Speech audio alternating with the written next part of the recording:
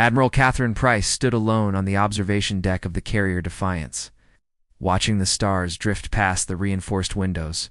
She had spent 40 years serving in the human space navy, and in all that time, she had never felt so tired. Not physically tired, but tired in her soul. Tired of smiling at creatures who saw her species as clever animals. Tired of bowing to councils that treated humanity like disobedient children. Tired of watching her people die while politicians told her to be patient. The door behind her slid open, and Commander Daniel Hughes stepped onto the deck. He was a tall man with gray hair and kind eyes, the sort of officer who inspired loyalty without demanding it. He had served under Catherine for 15 years, and he knew her moods better than anyone. "The transmission from Nesser Prime has finished decoding," he said quietly. "You should see it." Catherine did not turn around. "Tell me." Daniel hesitated. In all their years together, he had never struggled to deliver a report. But this was different. "They want us to surrender our colonies in the Orion Arm. All 17 worlds. They want us to dismantle every military vessel in our fleet. They want human ships banned from traveling beyond the Sol system without council escort." He paused. "They're calling it a peace proposal." Catherine finally turned. Her face showed no surprise, no anger, no fear, just the quiet exhaustion of someone who had been expecting bad news for a very long time. "What about Haven's Rest?" she asked. "They don't mention it. Of course they didn't." 3 weeks ago, a council fleet had arrived at the colony world of Haven's Rest and burned it from orbit. 14,000 human civilians had died in a single afternoon. Farmers and teachers and children all turned to ash because the Thessaly High Command wanted to send a message. The council had called it a necessary correction of human expansion. They had said humanity needed to learn its place. Catherine walked to the display terminal and pulled up the full text of the ultimatum. She read it slowly, carefully, making sure she understood every word. The language was formal and precise, the sort of legal terminology that diplomats use to make cruelty sound reasonable. "Surrender your freedom, and we will allow you to live. Resist, and we will destroy you." "Have they given us a deadline?" she asked. 10 standard days to respond. Catherine nodded slowly. She thought about her grandfather, who had served on Earth's first diplomatic mission to the Galactic Council 3 centuries ago. He had told her stories about standing in alien chambers, while creatures with too many eyes and too few hearts debated whether humans qualified as intelligent life. They had decided yes, but only barely. For 300 years, humanity had tried to prove itself worthy of that narrow vote. "Get me a secure channel to Secretary General Morrison," Catherine said. "Priority 1. Daniel moved to the communications panel and began entering codes. Within minutes, the holographic display flickered to life, showing the weathered face of Elizabeth Morrison. She was an older woman with silver hair and sharp eyes, the leader of humanity's civilian government. Behind her, Catherine could see the curved walls of the assembly chamber on Earth. "Admiral Price," Elizabeth said, "I assume you've received the Council's terms?" "Yes, ma'am." "And your assessment?" Catherine took a moment to gather her thoughts. She had given many assessments in her career, most of them measured and careful, designed to present options rather than opinions. But something had changed in her over the past 3 weeks. Something had broken, or perhaps something had finally been set free. "Ma'am, I've served humanity my entire adult life. I've watched us accept insult after insult, restriction after restriction, humiliation after humiliation. I've watched us smile at species who despise us, agree to treaties that rob us of dignity, and pretend that cooperation will eventually earn us respect." She paused. "It won't. It never has. And it never will." Elizabeth's expression remained neutral. "What do you recommend?" "I recommend that we don't respond." "You mean we should reject their terms?" "No, ma'am. I mean, we shouldn't respond at all. No counterproposal. No diplomatic notes. No negotiation. Nothing." Catherine felt the words flowing now, ideas she had kept buried for decades finally finding voice. They burned Haven's Rest because they knew we would complain and negotiate and eventually accept some compromise that left them in control. That's how they've always handled us. They push, we bend, they push again. And if we simply stop bending, then they'll have to decide whether to destroy us or leave us alone. No middle ground. No face-saving compromises. Just a simple choice. Elizabeth was quiet for a long moment. Behind her, Catherine could see aides moving nervously, whispering to each other. Finally, the Secretary General spoke again. Admiral, you're proposing that we gamble the survival of our entire species on the hope that the Council will blink first. No, ma'am. I'm proposing that we stop gambling and start fighting. Not with weapons, not yet, but with silence, with the one thing they've never seen from us. Catherine stepped closer to the display. For 300 years, we've talked. We've explained and argued and begged and compromised. And where's it gotten us? They still see us as animals. They still burn our colonies when we displease them. They still assume we'll accept whatever terms they offer because we're too weak to refuse. And if they decide to simply wipe us out, Catherine smiled, but there was no warmth in it. Then at least we'll die on our feet instead of our knees. But I don't think they will. The Council isn't a unified empire. It's an alliance of species who hate each other almost as much as they hate us. The only thing holding them together is the assumption that no one would be crazy enough to challenge them. She paused. Let's make them wonder if that assumption is wrong. Elizabeth stared at her for a long moment. Catherine could see the calculation happening behind those sharp eyes, the weighing of risks and benefits that came naturally to any political leader. I'll take your recommendation to the Assembly, Elizabeth said finally. No promises. The channel closed, and Catherine turned back to the observation windows. The stars looked different now, somehow. Brighter, more hopeful. Or perhaps that was just her imagination. Daniel stepped up beside her. Do you really think this will work? Honestly, I have no idea. Catherine watched a distant nebula drift past, its colors shifting like a slow-motion explosion. But I know that what we've been doing hasn't worked. 300 years of cooperation, and they still burned Haven's Rest without a second thought. 300 years of patience, and they still think they can order us to surrender our children's future. So we stop talking. We stop talking, Catherine agreed. We stop explaining ourselves. We stop asking for permission to exist. She turned to face her old friend, and for the first time in years, she felt something like hope stirring in her chest. Let them wonder what we're thinking. Let them worry about what we're planning. For once in 3 centuries, let them be the ones waiting for an answer that never comes. Daniel nodded slowly. He didn't smile, but there was something new in his eyes. Something that looked almost like pride. I'll inform the crew, he said. Catherine turned back to the stars. Somewhere out there, the Galactic Council was waiting for humanity to respond to their ultimatum. They would wait a very long time. High Counselor Vareth of the Thessari had ruled his people for 200 standard years. He had seen empires rise and fall. He had watched species discover faster than light travel and join the galactic community, hopeful and eager and so painfully naive. He had learned over those long centuries that every problem had a solution, every conflict had a resolution, and every species could be brought to heel with the right combination of pressure and reward. But now, standing in the great communication chamber of this Prime, he faced something he had never encountered before. The humans had stopped talking. 23 standard days, said his chief aide, a young Vasari named Korith. No response to our ultimatum, no diplomatic communications of any kind. Our ambassadors on Earth report that the human government refuses to acknowledge their presence. Vareth stared at the empty display screen that should have shown human faces, human expressions, human fear. Instead, there was nothing, just static and silence. This is unprecedented, said Counselor Mira of the Vendari. Her crystalline body shimmered with anxiety, casting rainbow patterns across the chamber walls. No species has ever simply ignored a council ultimatum. There must be an explanation. There is an explanation, Vareth said slowly. They're doing it on purpose. But why? They must know that silence will not protect them.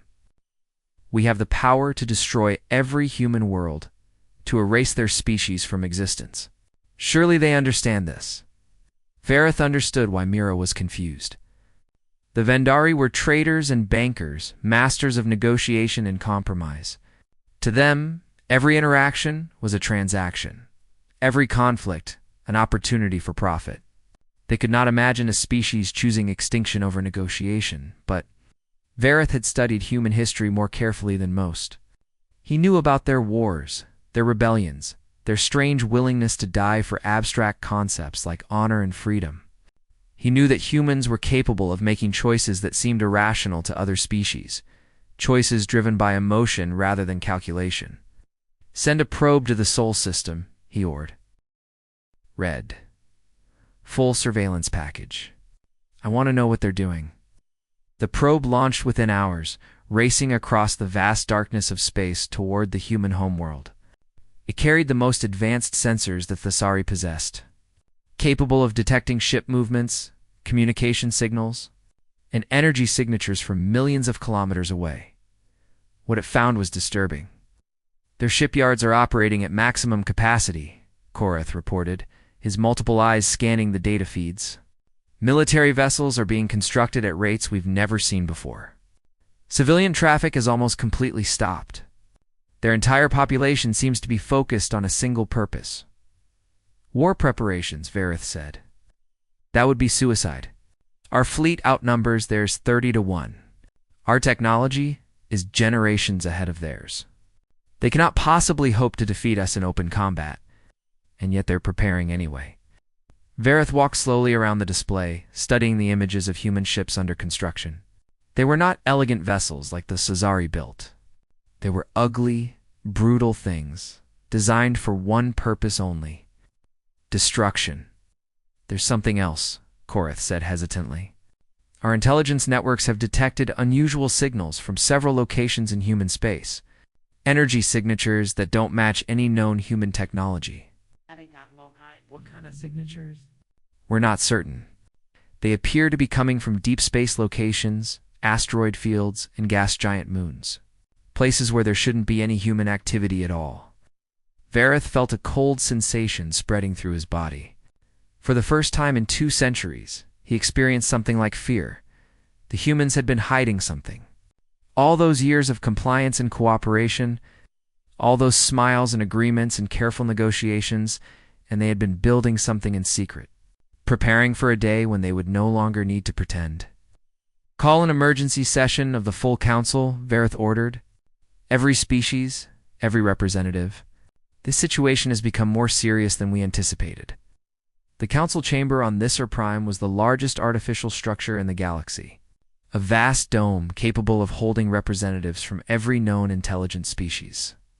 When the emergency session convened, it was filled with creatures of every shape and size, all watching Vareth with expressions that ranged from curiosity to concern.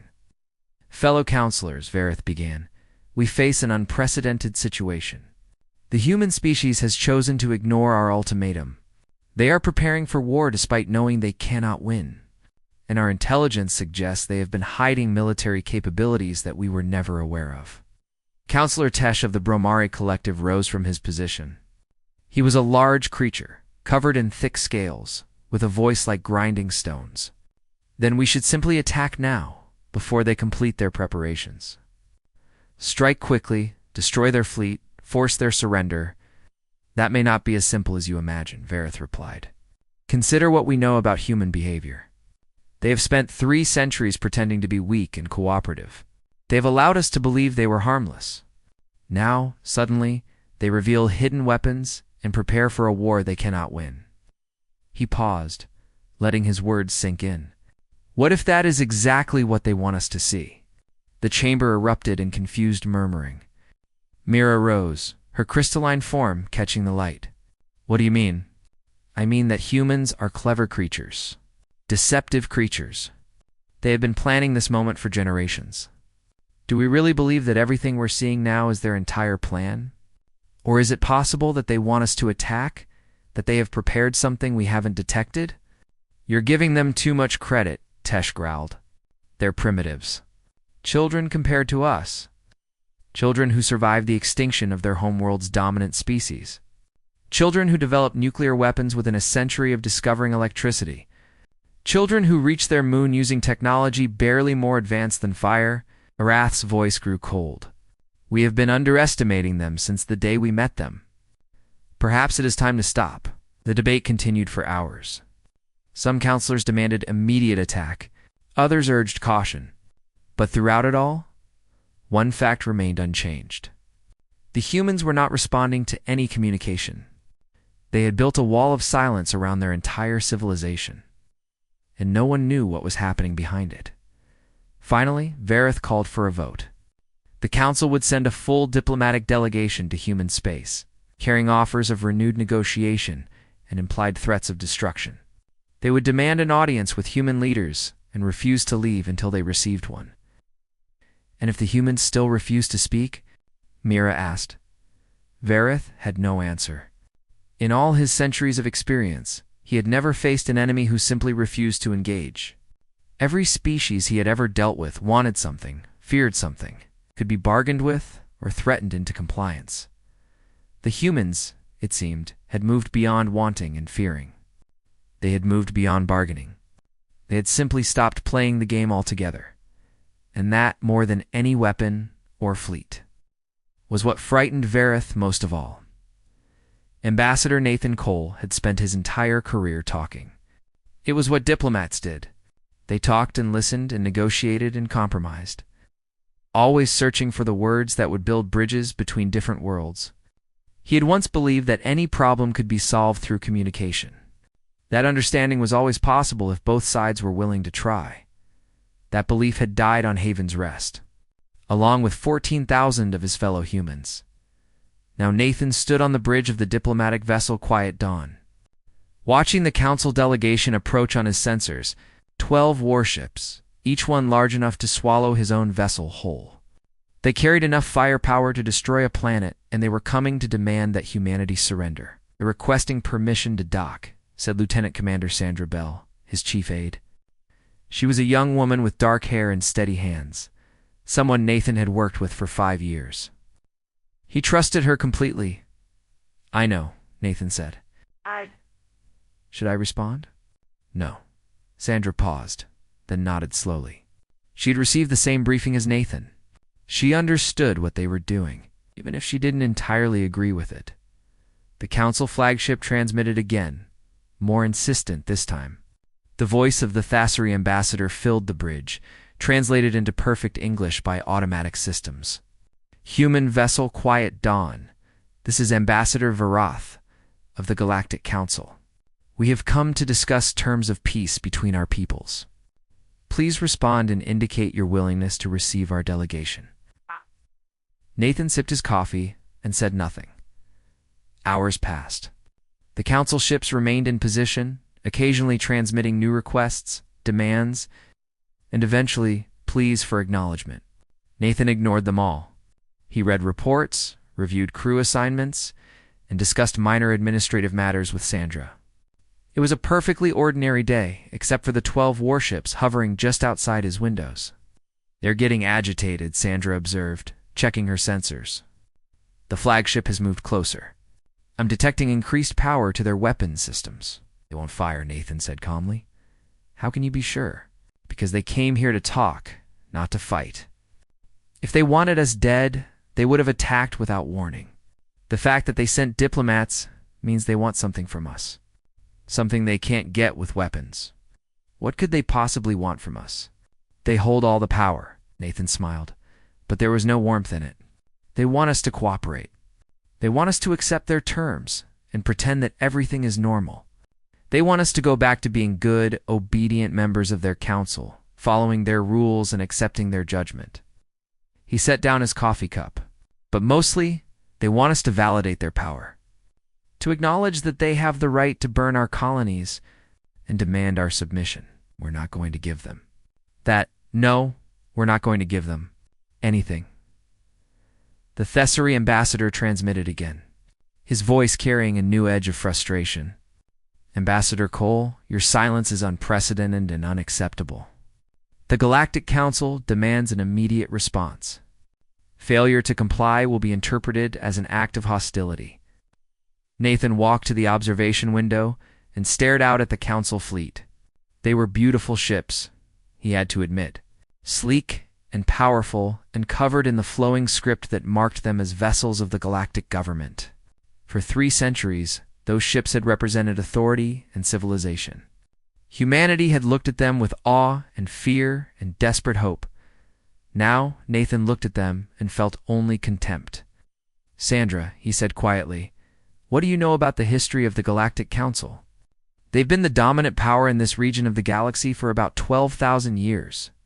Founded by the Thessari, later joined by the Vendari, the Bromari, and about a dozen other species. They maintain peace through economic control and military superiority. And how do they handle conflict? Negotiation, mostly. When that fails, they apply pressure through trade sanctions and diplomatic isolation.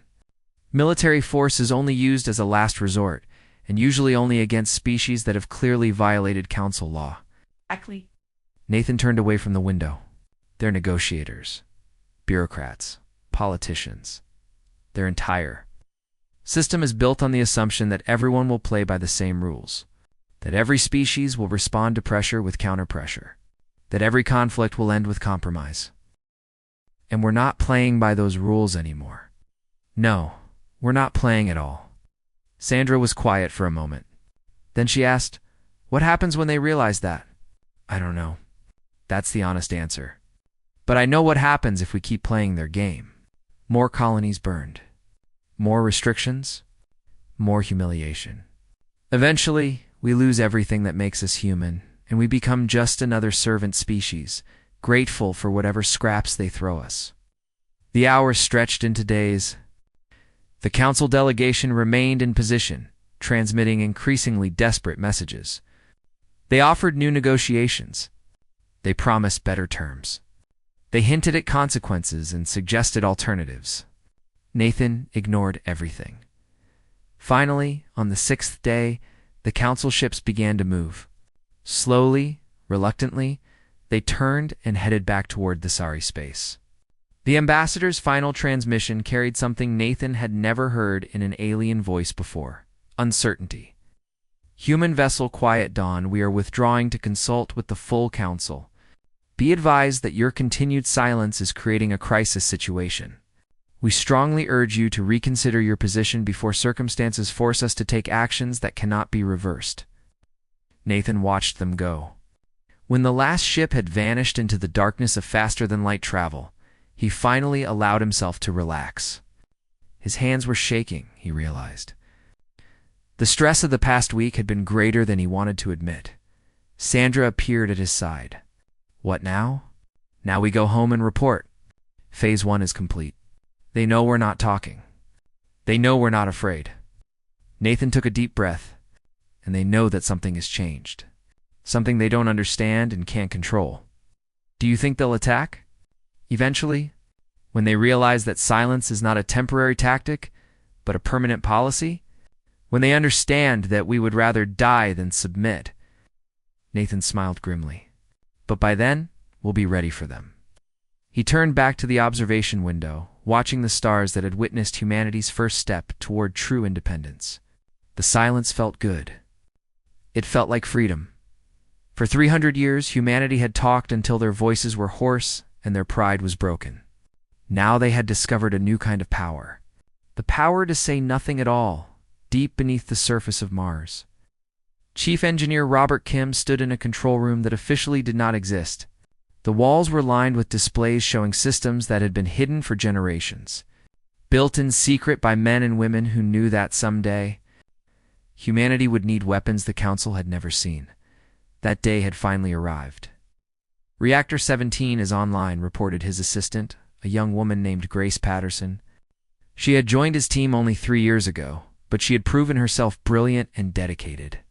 More importantly, she could keep secrets. That completes the primary defense grid. 48 orbital platforms, all fully operational. Robert studied the tactical display. Each platform was a marvel of hidden engineering, disguised as mining equipment or research stations, but capable of targeting enemy vessels at ranges the SL thought impossible. It had taken 3 generations to build them, working in shifts that never appeared on any official record. using materials diverted from legitimate projects through 1,000 small deceptions. Any response from the Council? He asked. Their surveillance probes are still monitoring Earth and the inner colonies, but they haven't detected anything unusual. As far as they know, we're just building civilian ships. Good to keep it that way until Admiral Price gives the order. Grace nodded, then hesitated. Sir, can I ask you something? Of course. Why did we hide all this? Why spend generations building weapons in secret instead of standing up to the Council openly? Robert was quiet for a moment. He thought about his daughter, who had been a teacher on Haven's Rest. She had been 23 years old when the Council burned her colony from orbit. He had received the news while standing in this very room, surrounded by the weapons that might have saved her if only they had been ready in time. Because we weren't strong enough, he said finally. Not yet. The first generation built the foundations. The second generation expanded them. We're the third generation, the ones who get to finish what our grandparents started. He turned to face Grace. They knew this day would come. They knew that eventually the Council would push too far, and we would need the tools to push back. They sacrificed their whole lives building those tools in secret, never knowing if they would live to see them used. Now we get to use them. Now we get to use them. Or die trying. Meanwhile, on Earth, Secretary General Elizabeth Morrison addressed an emergency session of the Human Assembly. The chamber was filled with representatives from every human world, their faces showing a mixture of fear and determination that had become familiar over the past weeks. The Council has withdrawn their diplomatic delegation, Elizabeth announced. They are currently debating their response. Our intelligence suggests that several factions are pushing for immediate military action, while others favor continued negotiation. Representative George Adams of Mars rose from his seat. And what are we doing while they debate? We are preparing. Elizabeth activated the holographic display, showing a map of human space. Red dots marked military installations, blue dots marked civilian population centers, and green dots marked something else entirely. Something that made several representatives gasp in surprise. What are those? Someone asked. Weapons platforms, shipyards, supply caches, built over 3 generations by patriots who understood that our survival might someday depend on capabilities the Council didn't know we possessed. Elizabeth's voice was steady and calm. The Council believes they know the extent of our military power. They are wrong. The chamber erupted in questions and exclamations. Elizabeth waited for the noise to die down before continuing. Let me be clear about our strategy. We are not preparing to win a conventional war against the Council. Their forces still outnumber ours significantly, and their technology remains superior in many areas. What we are preparing to do is make any attack on humanity so costly, so painful, and so public that the Council will hesitate to proceed. George asked. By consolidating our population. By moving every civilian we can to the core systems around Earth. By making it impossible for the Council to strike our military without. Killing millions of innocents in the process. Elizabeth paused. And by preparing weapons that will hurt them far worse than they expect. The representatives were silent for a long moment. Then someone in the back of the chamber asked the question that everyone was thinking. What if they attack anyway? What if they decide that genocide is acceptable? Elizabeth's face showed no expression. Then we die. But we don't die quietly. We don't die begging for mercy. And we don't die alone. She looked around the chamber, meeting eyes with representatives from every corner of human space. If the Council decides to destroy us, they will pay such a price that every other species in the galaxy will think twice before crossing them again. We may not survive, but our defiance will echo through history. Future civilizations will remember that humanity chose death over submission. For the first time in 3 centuries, every human world stood united in a single purpose. No more compromise. No more negotiation. No more cooperation with species that saw them as animals to be managed and controlled. Across human space, the preparations accelerated. Families said goodbye to loved ones. Soldiers kissed their children and reported to their ships. Civilians packed their belongings and boarded transports heading toward Earth. The Great Migration had begun, Admiral Catherine Price watched the data streams from her position on the Defiance. Thousands of ships were moving through human space, carrying millions of people toward the relative safety of the core systems. It was the largest population movement in human history, and it was happening in almost complete silence. "The Council probes are watching everything," Commander Daniel Hughes reported. "They can see the migration happening," Good Catherine said. "Let them see. Let them understand what they've forced us to become. And when they attack." Catherine studied the tactical display, watching the slow dance of ships and stations and hidden weapons. The plan was simple in concept, but terrible in execution. When the Council came, they would find not a scattered collection of colonies to burn one by one, but a single concentrated target surrounded by every weapon humanity could muster. "When they attack," she said quietly, "we show them what humans are really capable of. Not the smiling diplomats they've known for 3 centuries. Not the obedient servants who accepted every humiliation without complaint. The real us. The ones who fought world wars and survived ice ages and crawled out of the ocean just to reach for the stars." Daniel nodded slowly. "The ones who don't know how to surrender. The ones who never learned." Catherine turned away from the display. "Get some rest while you can. The storm is coming, and when it arrives, none of us will sleep for a very long time." Outside the ship, the stars continued their ancient dance, indifferent to the drama unfolding among the tiny creatures who had dared to claim. A few small worlds in one corner of an endless galaxy. But somewhere in the darkness, ships were moving. Weapons were charging, and humanity was waiting, silent and ready, for whatever came next. The Galactic Council chamber had never been so quiet. Representatives from every major species sat in their designated positions, watching High Counselor Veroth with expressions that ranged from confusion to barely hidden terror. For 12,000 years, this chamber had been the center of civilized power in the galaxy. Now it felt like a tomb. "The humans have completed their migration," Veroth announced, his voice carrying across the vast space without any hint of the fear he felt inside. 93% of their population is now concentrated in the Sol system and 3 neighboring star systems. Their outer colonies have been abandoned. "Abandoned?" Counselor Mira asked. "Why would they abandon perfectly good worlds?" "Because they're not planning to need them anymore." Veroth activated the central display, showing the human core systems. Red markers indicated military installations, thousands of them clustered around Earth like a shell of death. "They've surrounded their remaining territory with every weapon they possess. Our probes have detected defensive platforms we never knew existed. Weapon systems that don't match any known human technology." "How is that possible?" demanded Counselor Tesh. "We've been monitoring their development for 3 centuries. We know exactly what they're capable of building. Apparently we don't." Veroth let that statement hang in the air for a moment. "Our intelligence analysts estimate that the humans have been secretly developing military technology for at least 3 generations. Everything they showed us, everything they allowed us to see, was a fraction of their true capability." The chamber erupted in angry voices. Counselors accused each other of failing to detect the deception. Military commanders demanded immediate attack. Diplomats called for renewed negotiation.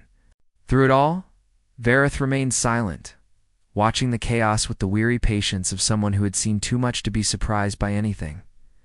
Finally, he raised his hand for quiet. When the voices died down, he spoke again. "Let me explain what we are actually facing. The humans have positioned their entire civilization as a single target.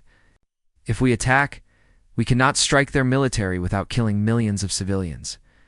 Every ship we destroy, every station we burn, will be broadcast across the galaxy as evidence of Council brutality." "We have destroyed civilizations before," Tesh growled. "The galaxy will understand that we had no choice. Will they?" Veroth turned to face the Bromari counselor. "The Vendari merchant guilds are already questioning whether trade sanctions against humanity are worth the economic disruption. The Bromari themselves are facing unrest among their subject species, who see in humanity a reflection of their own desires for independence.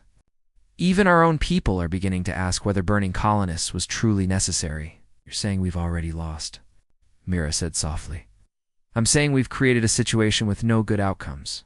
If we attack, we become monsters in the eyes of half the galaxy. If we back down, we show weakness that other species will exploit. And if we simply wait, the humans grow stronger every day, while our alliance grows weaker. The silence that followed was heavier than anything Vareth had ever experienced. For 12,000 years, the Council had maintained peace through the simple assumption that no one would be foolish enough to challenge it. That assumption had been the foundation of everything. The invisible force that held dozens of species in line. The humans had shattered that assumption with nothing more than silence.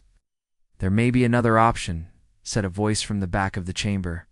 Everyone turned to see Ambassador Korath, Vareth's young aide, stepping forward with an expression of nervous determination. We could simply leave them alone. Explain, Vareth said. The humans aren't attacking us. They're not threatening our territory or our trade routes. All they want is to be left in peace, to govern themselves without our interference. Korath swallowed hard, clearly aware that he was contradicting centuries of council policy. Perhaps we should give them what they want and appear weak, Tesh demanded. Weak to whom? The humans don't want to conquer us. They just want us to stop trying to control them. If we withdraw our demands, acknowledge their right to self-governance, and establish normal diplomatic relations, we lose nothing except the illusion that we can dictate terms to every species in the galaxy. An illusion that has kept peace for 12 millennia. Has it? Korath gestured at the display showing human space, still silent, still waiting. Or has it simply delayed the inevitable? How many other species have accepted our rules only because they lacked the courage or the capability to refuse? How many of them are watching right now, wondering if they might be next to stand up? Vareth studied his aide for a long moment. The young Nessari had put into words something that had been forming in Varath's mind for weeks. The Council's power had always rested on two foundations: overwhelming military force and the assumption that resistance was futile. The humans had found a way to undermine both. Contact the human government, Vareth said finally. Offer a complete withdrawal of our ultimatum in exchange for formal peace negotiations. They won't answer, Myra pointed out. They haven't answered anything for months, and keep offering. Every day, every hour if necessary. Show them that we're serious about finding a new relationship. Show them that we understand things have changed. And if they still refuse to speak, Vareth turned back to the display, studying the silent fortress that humanity had built around itself. He thought about all the assumptions he had made over his long life, all the certainties that had proven false. He thought about what it meant to face an enemy who had moved beyond fear and beyond negotiation. Oh. Then we wait, he said. We wait and we hope that someday they'll decide we're worth talking to again. Because the alternative is a war that will cost us far more than we can afford to lose, far across the galaxy. Admiral Catherine Price stood on the bridge of the Defiance, watching the same stars that Vareth was watching. She had received reports of the Council's debates, had seen the signs of growing division and uncertainty among their ranks. They're offering to negotiate, Commander Daniel Hughes reported. Full withdrawal of the ultimatum. Recognition of human sovereignty. Everything we could have wanted 300 years ago. Catherine nodded slowly. I know. Are we going to respond? She considered the question carefully. Part of her wanted to answer. To accept the Council's surrender and begin building a new relationship based on mutual respect rather than submission. But another part of her, the part that remembered Haven's rest and 3 centuries of humiliation, wasn't ready to forgive. Not yet, she said finally. Let them wait a little longer. Let them feel what we felt all those years, standing outside their chambers, hoping for a response that never came. Daniel smiled grimly. Revenge? Justice. Or maybe just a lesson. Catherine turned away from the display. They pushed us too far, and now they have to live with the consequences. Maybe in a few months or a few years, we'll be ready to talk again. But for now, we stay silent. And if they attack, then we show them exactly what humanity is capable of. But I don't think they will. Catherine walked to the observation window and stared out at the stars that had witnessed humanity's transformation from humble newcomers to defiant survivors. They finally understand something that should have been obvious from the beginning. You can push anyone far enough that they stop caring about consequences. You can take so much that the victim has nothing left to lose. She placed her hand on the cold glass, feeling the vibration of the ship's engines beneath her fingers. The Galactic Council spent 300 years treating us like animals, she said softly. They burned our colonies and demanded our submission and assumed we would always comply. They pushed and pushed and pushed until there was nowhere left for us to go. And now? Catherine smiled, and for the first time in months, there was something like peace in her eyes. Now it's their turn to be afraid. Their turn to wonder what happens next. Their turn to wait in silence for an answer that may never come. She turned back to face her old friend, the officer who had stood beside her through decades of service and sacrifice. They wanted us to learn our place, Daniel. Instead, they taught us something far more valuable. That sometimes the most powerful thing you can say is nothing at all. Outside the ship, the stars continued their eternal dance.